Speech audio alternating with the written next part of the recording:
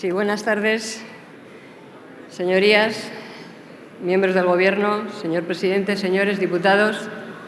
Buenas tardes, diputados autonómicos, representantes del Parlamento de Cataluña que han venido hoy a defender esta proposición de ley. Saludo a los tres, al señor Turell, a la señora Rovira y al señor Herrera. Saludo a los tres en nombre de mi grupo parlamentario de Unión, Progreso y Democracia, y lo hago empezando por hacerles una aclaración y por presentarme. Yo soy diputada nacional. Como el resto de mis compañeros, también represento a los ciudadanos de Cataluña en esta Cámara. También represento a los ciudadanos de Cataluña. Representamos en esta Cámara a todos los ciudadanos, catalanes incluidos. Primera cuestión, pues. Estamos ante un debate que ustedes nos han traído en nombre del Parlamento y déjenme que, antes de entrar en la cuestión, en lo que yo quiero decirles sobre el tema, haga algunas apreciaciones sobre quienes me han precedido en el uso de la palabra, sobre las cosas que me han sugerido lo que aquí se ha dicho, entre otras cosas, las que ustedes han dicho. Yo no sé si ustedes son conscientes de que ustedes han traído hoy a la Cámara un debate absolutamente antieuropeo, porque ustedes nos han planteado a esta Cámara, al Congreso de los Diputados, la necesidad de levantar fronteras, y nos lo han planteado desde un discurso nacionalista, a favor de las fronteras. No hay discurso más antieuropeo, más reaccionario desde un punto de vista ideológico que levantar fronteras en la Europa democrática. Me parece que es lo más reaccionario en términos ideológicos que se puede plantear y que se puede defender. Un discurso basado en la hispanofobia que se parece demasiado a ese discurso que estamos oyendo de cara a las elecciones del Parlamento Europeo basado en la eurofobia. Levantar fronteras es lo que nos plantean aquí, en el Parlamento Nacional, a estas alturas de siglo, al conjunto de los ciudadanos españoles representados aquí por los diputados nacionales. Leía precisamente hace un par de días, al hilo de esa misma reflexión, una declaración en una entrevista de una premio Nobel, de una escritora premio Nobel, Herta Müller. Decía Herta Müller, conocedora de esto, sobre todo en Europa tenemos buen conocimiento de esto, que las fronteras no tienen nada de fascinante y mucho de aterrador. Esto es lo que ustedes nos proponen en el fondo. Ciertamente los tres nos lo proponen desde distintas perspectivas. Mejor dicho, con el mismo objetivo, pero con un lenguaje diferente. Yo, mire, déjenme que les diga, le agradezco a la señora Rovira la claridad, porque claro, venían a defender una posición común que nos han dicho que es unánime, que es inmensamente mayoritaria, pero los tres han hablado de cosa diferente. La señora Rovira nos ha dicho con claridad, oiga, esto es para la independencia y nosotros queremos que nos dejen ustedes votar, pero esto es para la independencia, que quede claro.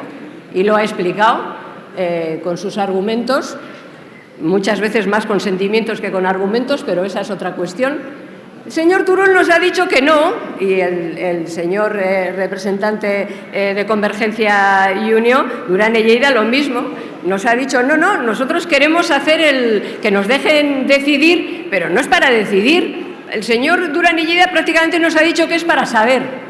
O sea, que no es el derecho a decidir, sino el derecho a conocer. Vamos, como para ahorrarse una encuesta.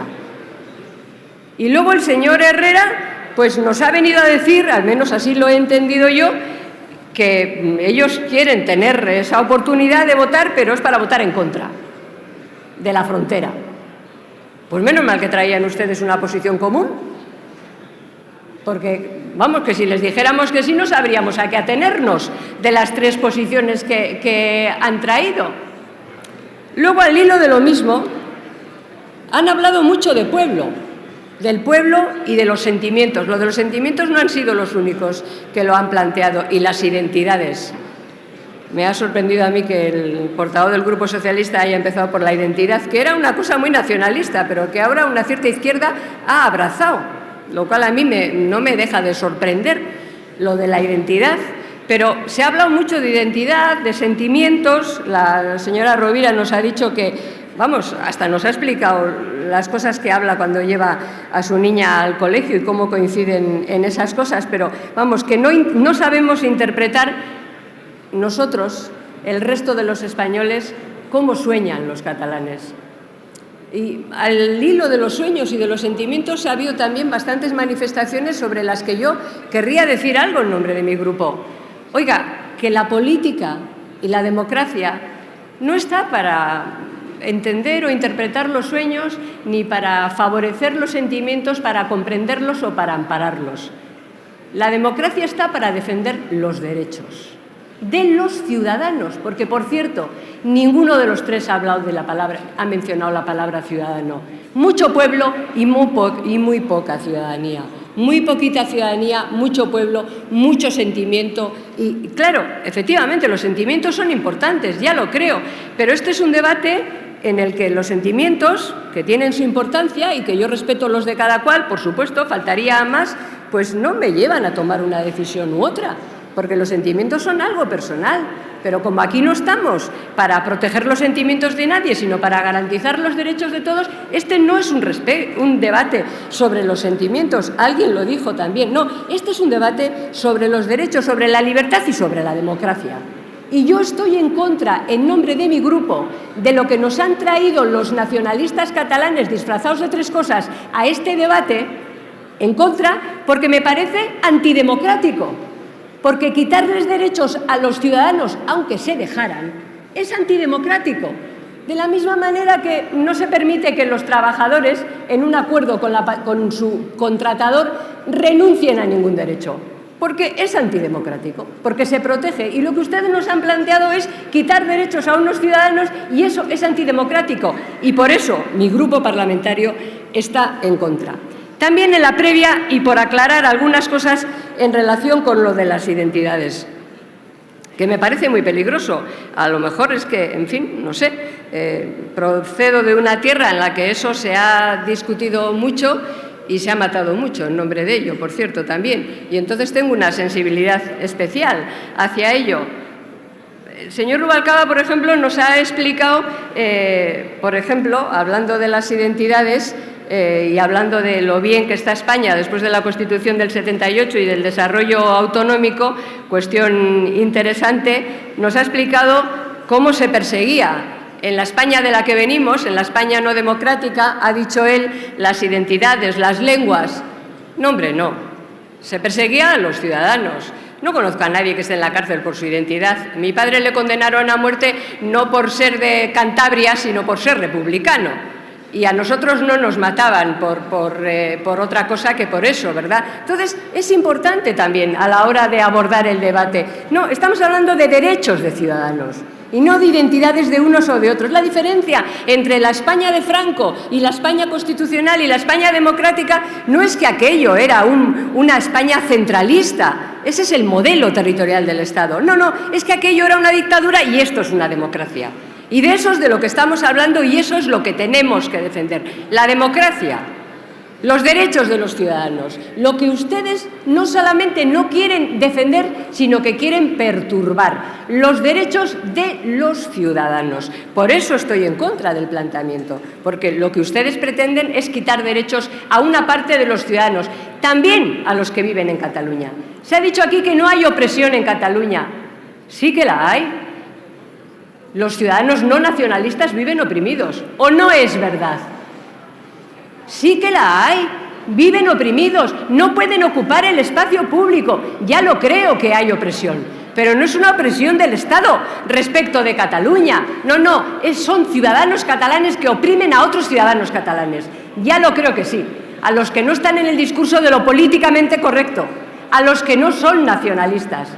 Yo tengo 61 años, hablando de quienes venimos de otras generaciones, 61 años.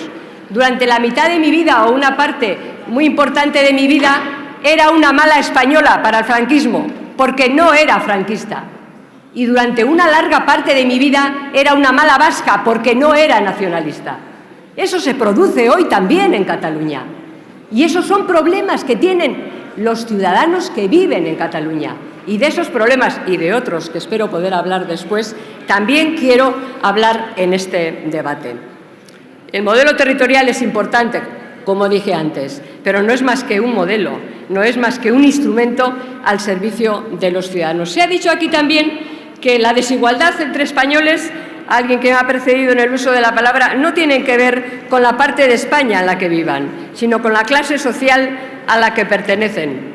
Hombre, eso y la parte de España en la que viven. Acabamos de conocer los datos de la renta per cápita de los españoles y no es casual que la renta per cápita en Navarra o en el País Vasco sea 26.000 euros y en Andalucía o en Extremadura 15.000.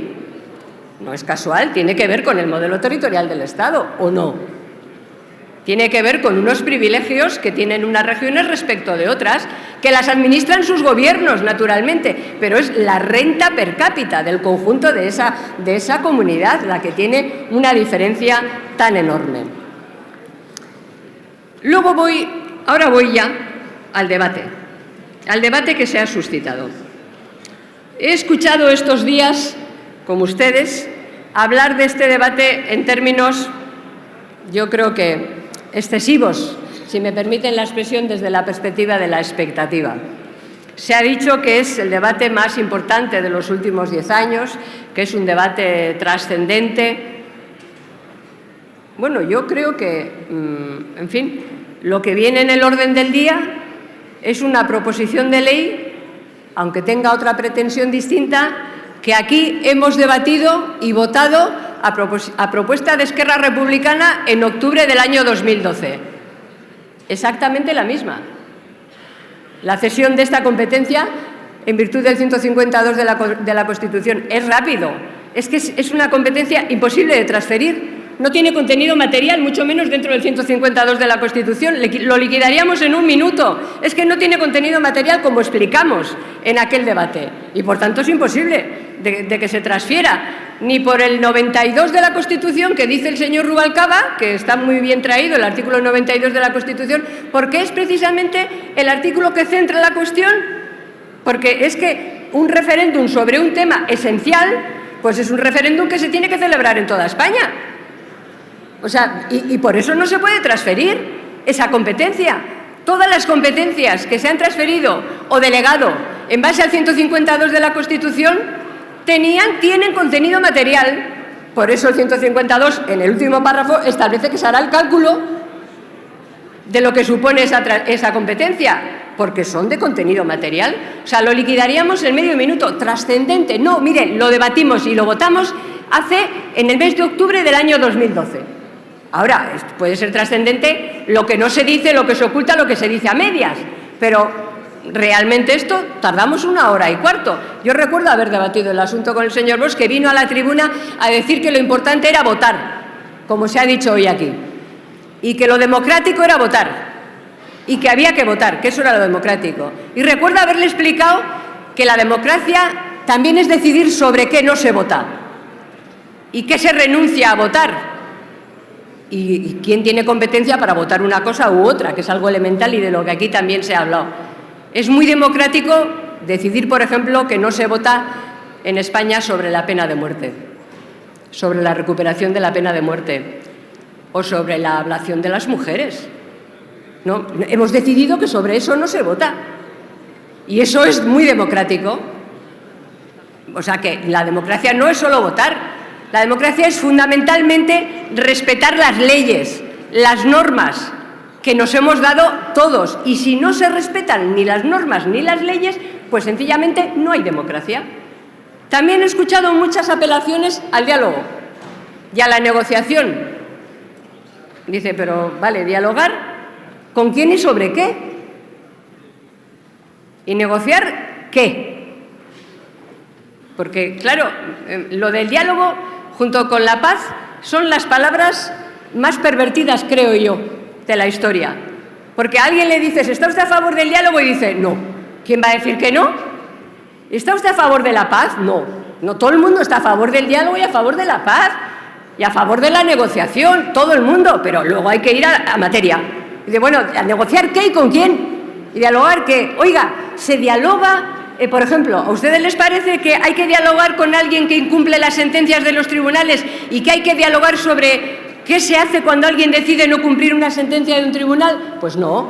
A un delincuente se le persigue, se le detiene y se le pone a disposición de la justicia, ¿verdad? O sea, un delincuente, entiéndanme ustedes, en términos de alguien que no respeta las sentencias de los tribunales, ¿verdad? Se hace eso, ¿verdad? Entonces, con alguien que lleva a gala no cumplir las sentencias de los tribunales, no hay nada que dialogar. El diálogo, por otra parte, requiere reconocimiento, ¿no? Mutuo. Se dialoga entre iguales, entre personas, colectivos, grupos políticos que están de acuerdo en las reglas de juego y las respetan por igual. Y dentro del respeto a las reglas de juego se dialoga. Con alguien que ha decidido no respetarlas no hay nada que dialogar. Sencillamente no hay nada que dialogar. Hay que hacer lo posible para que cumpla con la ley y con las sentencias de los tribunales. Por tanto, estamos ante un debate sobre una proposición de ley, no estamos ante un gran debate. En fin, lamento echar agua, en fin, a esta cosa emocional del gran debate. No, no estamos ante un gran debate. No estamos ante un gran debate porque el que podía haber traído el gran debate, o sea, el presidente de la Generalitat, que a lo mejor nos está escuchando, le saludo, si nos está escuchando, aunque no haya venido, porque el que podía traer el gran debate en términos de traer aquí el plan secesionista, el plan soberanista de Cataluña, el que aprobó el Parlamento de Cataluña, no ha querido traerlo. Podía haberlo traído, pero no ha querido traerlo. Ciertamente ya lo hemos debatido. Lo debatimos en el mes de febrero de este año. Debatimos el plan soberanista, no porque lo trajeran los nacionalistas, sino porque lo trajimos nosotros, nuestro grupo parlamentario, y se debatió en esta Cámara y se votó sobre el plan soberanista. Por eso el gran debate lo tuvimos. Ciertamente no había 70 diputados del Parlamento de Cataluña arriba, ni había esta expectación, pero sobre el plan soberanista esta Cámara ha debatido y se ha pronunciado. Podía haber sido, insisto, si Artur Mas hubiera venido aquí y hubiera traído a defender el plan soberanista. Pero él, que ha recorrido 60.000 kilómetros en 19 meses para explicar el plan soberanista por todo el mundo, que no se ha enterado que hay AVE, que hemos pagado entre todos los españoles, y un puente aéreo que hemos pagado entre todos los españoles, y que podía haber venido, hombre, y que lo hubiera defendido, porque si cree en ello, lo debiera de haber defendido aquí, ¿no? ¿Qué mejor sitio para defenderlo? ¿Es mejor defenderlo en Israel o en Moscú, que no saben de lo que estamos hablando? Puesto que crees en el plan soberanista, tráelo aquí, defiéndelo aquí. Hombre, que hemos pagado un AVE entre todos, un puente aéreo, 1.200 kilómetros ida y vuelta, que has recorrido 60.000 kilómetros en 19 meses, ¿qué más normal? Por tanto, no estamos ante un gran debate, porque quien podía traer el debate sobre el fondo, sin complejos y sin miedo, sin cobardía, no ha querido venir a debatirlo. Pero mira, ya lo debatimos en su momento, aunque él no lo haya querido traer, lo debatimos en su momento. Por tanto, como decía antes, este debate tiene un poco de farsa, si me permiten la expresión, un poco de fraude, porque estamos hablando de lo que no está en el orden del día.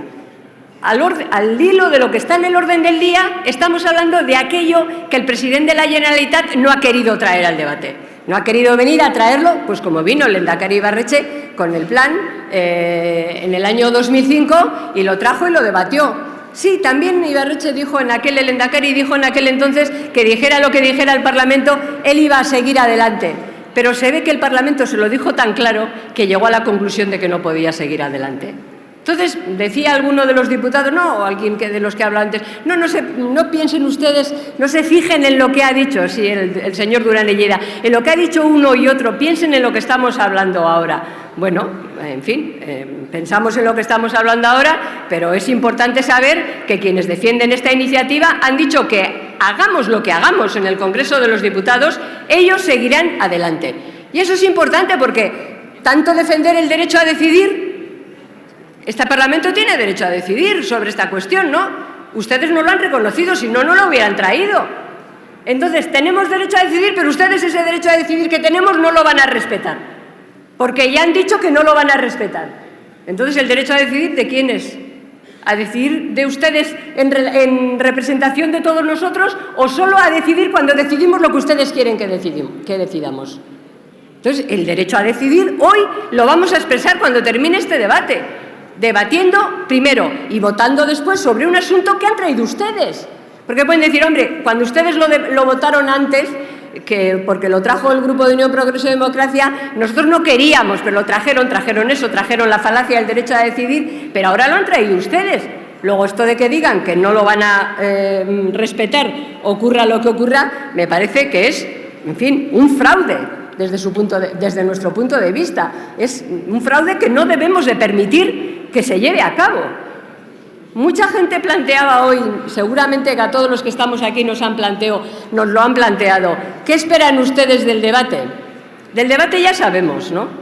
Lo importante no es lo que debatamos hoy aquí y el resultado de la votación, que prácticamente la conocemos. Lo importante es lo que ocurra mañana. Lo que ocurra mañana, pasado mañana y al día siguiente. Un debate histórico. Hombre, lo histórico sería que a partir de mañana las autoridades catalanas respetaran la ley y las sentencias de los tribunales. Eso sí que sería histórico.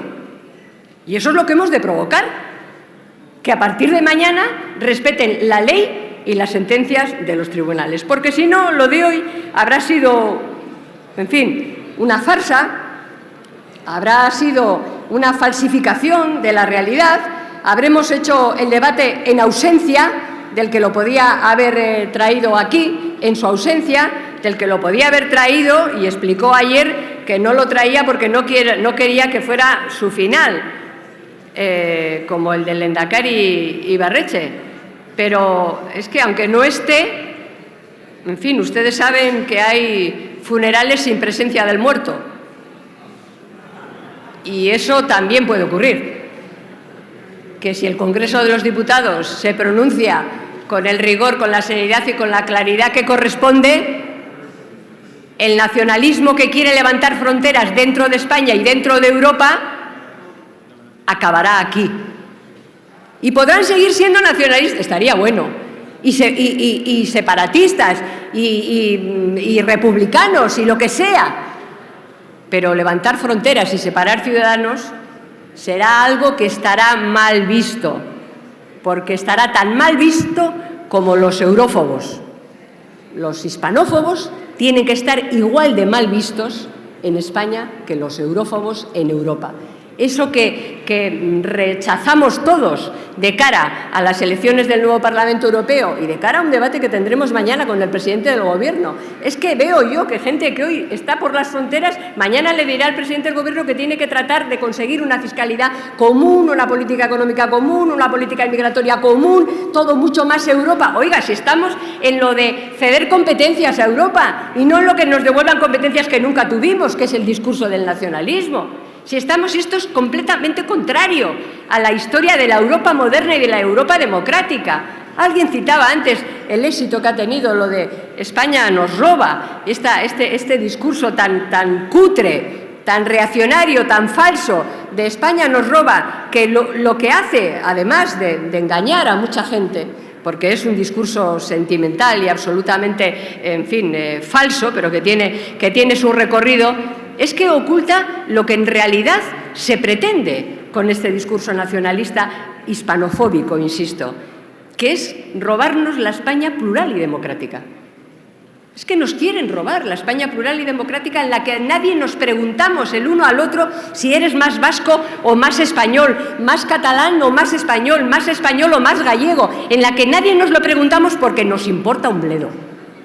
Porque a mí lo único que me importa son los derechos de todos los ciudadanos españoles, en condiciones de igualdad. ¿Que se puede cambiar la Constitución? Claro que se puede cambiar la Constitución, pero no la vamos a cambiar para que se salten la ley, nadie, sino para adaptarla a los que se saltan la ley. Decía el señor Herrera que la democracia era adaptar las leyes a la realidad. O sea, por ejemplo, como hay un 10% de defraudadores, les amnistiamos. No está el señor Herrera para escucharme, pero entonces adaptamos la ley. Digo, pero como ya hay fraude, hagamos una ley para que los defraudadores pues se encuentren a gusto. Sencillamente no les perseguimos. No, eso no es así. La Constitución se puede cambiar, naturalmente. Nosotros tenemos una propuesta para reformarlo, ustedes lo saben. Por cierto, cuando la hemos traído aquí, también quienes defienden ahora una reforma han votado en contra, pero no importa, todos aprendemos a lo largo de nuestra vida y a lo largo de nuestra experiencia. Claro está que se puede cambiar, pero hasta que no se cambie se respeta y se cumple. Hasta que no se cambie se respeta y se cumple. No se negocia sobre el cumplimiento de ella. Lo mismo que no se negocia sobre derechos, no se negocia sobre el cumplimiento de las leyes, ni las sentencias, no son negociables. Hasta que se cambie, se cumple. A lo mejor en esa Cataluña independiente, de la que hablan quienes la defienden, el presidente de la Generalitat y sus autoridades pues están al margen del cumplimiento de las sentencias y de la ley. En la España democrática, no. En el Estado de Derecho español no están al margen. También ellos tienen que cumplir las sentencias de los tribunales y que respetar la Constitución. Todos nosotros, todos tenemos la obligación de cumplir las leyes. Los gobernantes y las autoridades, además, la de hacerlas cumplir. Por tanto, ¿se puede cambiar la Constitución? Sí, pero no a priori, sino cumpliendo la Constitución y con las normas que la propia Constitución tiene para su cumplimiento. Para ir acabando, hablábamos, les decía antes, que he escuchado demasiadas referencias, desde mi punto de vista, a los sentimientos, a las identidades, a las obsesiones. Estamos, porque es verdad, también en un debate en el que llega aquí y a veces se confunde, se habla de Cataluña. Hay que integrar Cataluña en España. Cataluña se tiene que sentir a gusto en España. A ver, hay que integrar a los ciudadanos. Vamos, hay que mantener la integración de los ciudadanos, la igualdad de los ciudadanos. Cataluña, entendiendo Cataluña por los ciudadanos que viven en Cataluña, estaba muy a gusto. En el 2006, cuando estábamos discutiendo, ya se estaba discutiendo la reforma del Estatuto, según el CIS catalán, solo el 6% de los ciudadanos catalanes quería reformar el Estatuto de Autonomía. En el año 2006. Lo que no podemos resolver desde la política son las obsesiones de los nacionalistas. Ni podemos, ni queremos, ni es nuestra obligación. No estamos para eso, para resolver las obsesiones de nadie, ni para debatir sobre las obsesiones de nadie que tienen tratamiento, pero no político. Tienen otro tipo de tratamiento, pero no un tratamiento de carácter político. Estamos, como decía, para resolver los problemas de los ciudadanos. Y los problemas de los ciudadanos del conjunto de España nos dan esa cifra de la que hablaba antes, cuando se decía que las desigualdades son en función de la clase social. No, también de la parte de España en la que se viva, renta per cápita. Les he explicado ese dato. Pero es que también este debate hábilmente conducido en los últimos años desde el nacionalismo catalán es un debate que ha ocultado la responsabilidad de los gobernantes catalanes en que en Cataluña haya más desigualdad y más pobreza y más corrupción en los últimos años, y no por un problema generado por España, que se dice, sino por su propia autonomía y por su propio gobierno. Eso también se ha ocultado, y de eso quiero yo hablar también esta tarde. ¿O es que los datos de Cataluña, o es que la culpa de lo que ocurre en Cataluña con el autogobierno que tiene Cataluña es culpa de España? De los datos de Cataluña, exclusivamente de Cataluña. Es que es culpa de las autoridades españolas los casos de corrupción de Cataluña, protagonizados por los gobernantes catalanes, por personas con responsabilidad en Cataluña. ¿Tiene la culpa el resto de España del caso Palau, del caso ITV, del caso Clotilde, del caso Adixa, del caso Pallerols, del caso Pretoria? ¿Es que no es eso una responsabilidad de las autoridades catalanas? Directamente. Es que no hay democracia blanca y negra, hay democracia de calidad o la que no es. Y, por cierto, la que no es la misma en Cataluña que en el resto de España. Si me permiten la expresión, más. Y los datos cantan, más en términos cuantitativos y también cualitativos, porque hay impunidad. Si hay impunidad en el resto de España, allí el doble, porque además la impunidad de las autoridades catalanas se plantea desde la perspectiva del victimismo, Y cuando alguien le dice a un nacionalista catalán que además es un corrupto, al que se lo dice le llaman traidor. Sí, hombre, sí. Sí, hombre, sí, naturalmente. Te llaman traidor o fascista o anticatalán y te adjetivan como español. O sea que además es una corrupción, digamos, de clase, de pata negra, de la que se presume, porque es su corrupción. Esos son los problemas de los ciudadanos de Cataluña, de los que son responsables quienes gobiernan en Cataluña. Pero es que es el último informe, el último, recientísimo, el último barómetro autonómico, la percepción de la corrupción que tienen los ciudadanos sobre la corrupción en Cataluña. El 92%, casi el 93%, cree que es bastante o muy grave en Cataluña. El 93% de los ciudadanos catalanes. El 93,9% considera que el fraude fiscal en Cataluña es muy grave o bastante grave. El 83,9% considera que los partidos políticos catalanes tienen poco o muy poco interés en luchar contra la corrupción en Cataluña. Es que estos son los problemas que tienen los ciudadanos catalanes, de los que son responsables quienes gobiernan en Cataluña o quienes desde la oposición en Cataluña, como se ha dicho aquí, prefieren hablar de las obsesiones del nacionalismo, que de los problemas de los ciudadanos catalanes. Y hacer un discurso nacionalista medio pensionista, eso sí. Yo quiero mi derecho a decidir, déjeme que luego voy a votar en contra. Hombre, por favor, por lo menos el valor de la diputada de Esquerra Republicana que dice yo lo quiero para la independencia. Díez, y por lo menos con eso... Sí, acabo, bueno, termino con lo que no me dé tiempo, lo diré después en la réplica. Estaba hablando de hasta qué punto este debate enmascara los problemas reales que tienen los ciudadanos catalanes. Problemas reales que tienen que ver con la pobreza, con el paro. Es que en el último barómetro los ciudadanos catalanes, en el último del 2012, también autonómico del CIS, preguntados sobre los principales problemas que tienen los catalanes, los ciudadanos contestan que el paro es el 62%, les afecta al 62%, lo consideran el principal problema. ¿Saben ustedes qué porcentaje consideran que el reparto discriminatorio hacia Cataluña es uno de los problemas de los catalanes? El 3,2%.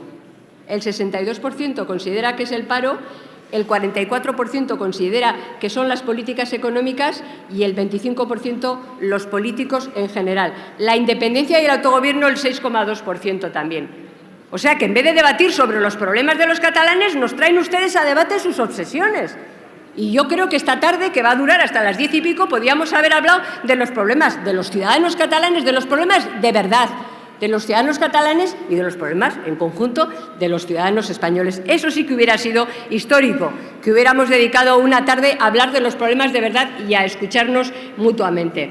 En fin, señorías, como les dije al principio, desde mi grupo parlamentario estamos en contra de esta propuesta que ustedes nos traen. Estamos en contra de que se aparente lo que no se es, de que se haga un discurso sobre el gran debate político, cuando en realidad estamos ante un debate farsante y falso, de que se llamen a las cosas por los nombres que no son, y además estamos en contra de que se reitere permanentemente la palabra diálogo, la palabra negociación, la palabra democracia, la palabra pueblo, la palabra identidad, y se hable muy poco de los derechos, del derecho a la igualdad de todos los ciudadanos y de la democracia. Estamos en contra. Nos parece que eso que ustedes traen es muy poco democrático, es lo más lejano, lo más ajeno a la Europa política, a la Europa plural y a la Europa democrática que parece ser que sí, que todos queremos construir. Y les diré, y con esto termino, que miren, en democracia hay una máxima no escrita, pero en democracia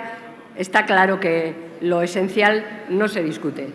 Y lo esencial es que nadie, en nombre de nadie, puede quitar derechos a ningún ciudadano. Nadie, ni aunque se dejara, puede quitar derechos a ningún ciudadano, que es lo que ustedes quieren para con nosotros. Tengo muchos argumentos, están todos recogidos en este libro, pero además de todos los que están aquí recogidos en este libro, en esta Cámara hemos debatido 3 veces sobre el fondo de la cuestión. En las 3 veces la Cámara les ha dicho que no, ahora ya solo falta que hagan ustedes una aportación histórica y cuando salgan de aquí y sea la última vez en la historia que quienes han perdido la votación digan, como no me gusta el resultado, no lo voy a cumplir. Histórico sería que dijeran, a partir de ahora respetaremos las sentencias de los tribunales y el derecho a decidir del Congreso de los Diputados, que va a decidir en contra de su pretensión.